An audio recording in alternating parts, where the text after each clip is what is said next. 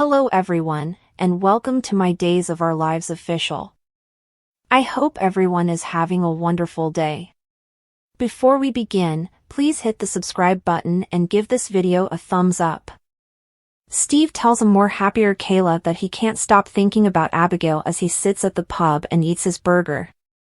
Interestingly, the young lady in question is on the phone to Mark at the DiMera home at that precise moment, warning him that Steve won't be as simple to trick as everyone else. It's important to note that since this is Days of Our Lives, she is having this chat in the midst of the living room with the doors wide open for everyone to hear. And then, to her surprise, Chad enters and calls her name so she can continue her fictitious conversation with Abigail. She abruptly hangs up, saying she was getting sushi. Chad says, "I heard you say you were freaking out," to which Sarah swiftly replies that she has misplaced the location. "Hey, Salem here. Say the DiMera mansion, please." Almost everyone in the community has experienced being imprisoned there at some point. She tells him a few more small lies, all of which he believes because of her confused mental state. Abigail updates Chad about her talk with Steve.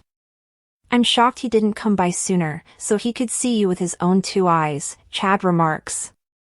"His own one eye," quips Abigail. Chad offers her a high five and says Steve would have loved it, allaying her concerns that it was disrespectful. He tries to explain to her that because everything seems too good to be true, people could be leery. She questions whether he feels the same way.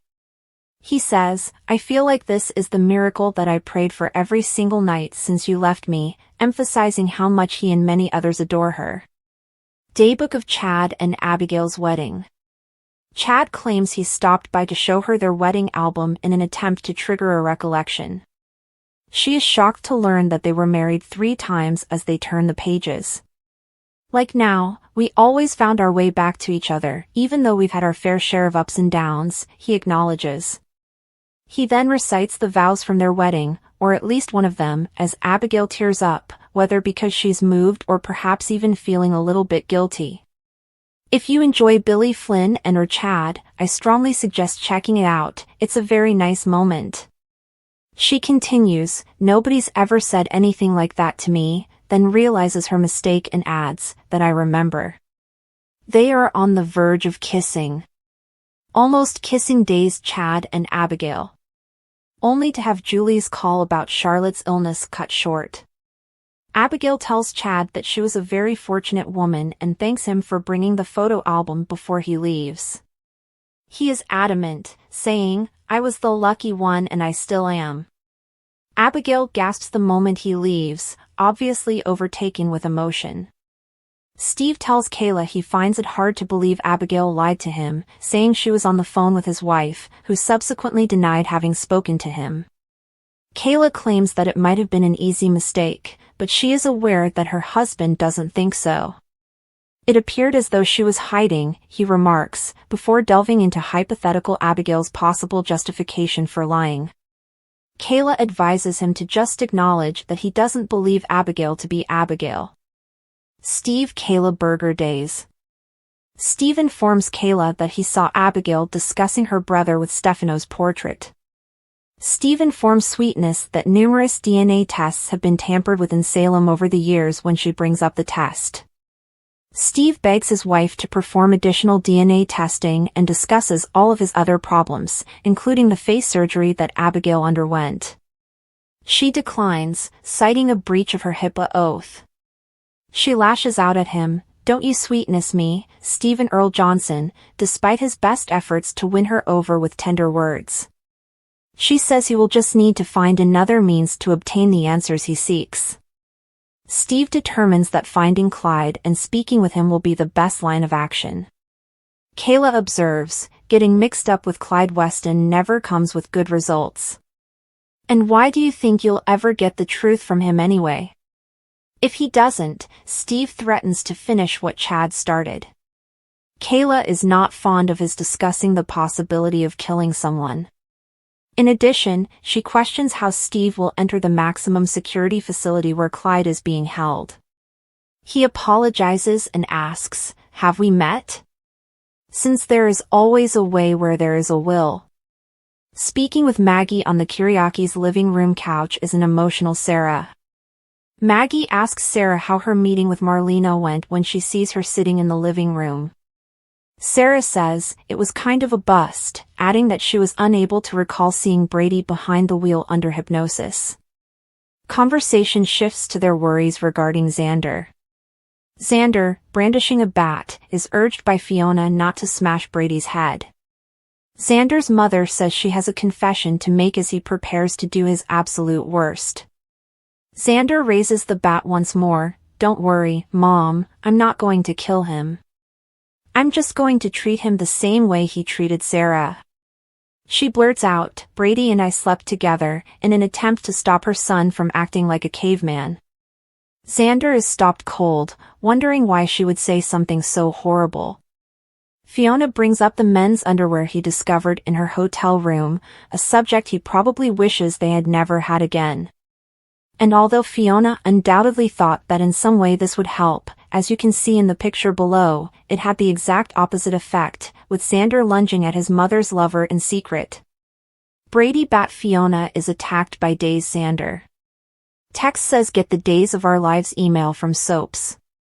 Receive spoilers, daily recaps, exclusive interviews, and breaking news alerts directly to your inbox. Sign up here, https://cloud.email.soaps.com. What is this? I shot your mom so you shag mine, a vengeful Xander demands. Both Brady and Fiona acknowledge that when they slept together, they were unaware of their common bond. When Fiona accidentally says, "the first time," Xander notices right away and inquires as to how frequently it occurred. As unpleasant situations seem to be reaching a breaking point, Xander inquires as to whether his mother fell off the wagon and landed on this jackass.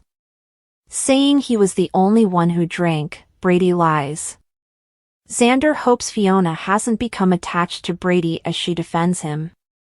In the end, Xander asserts that Brady can never do or say anything to mend their relationship.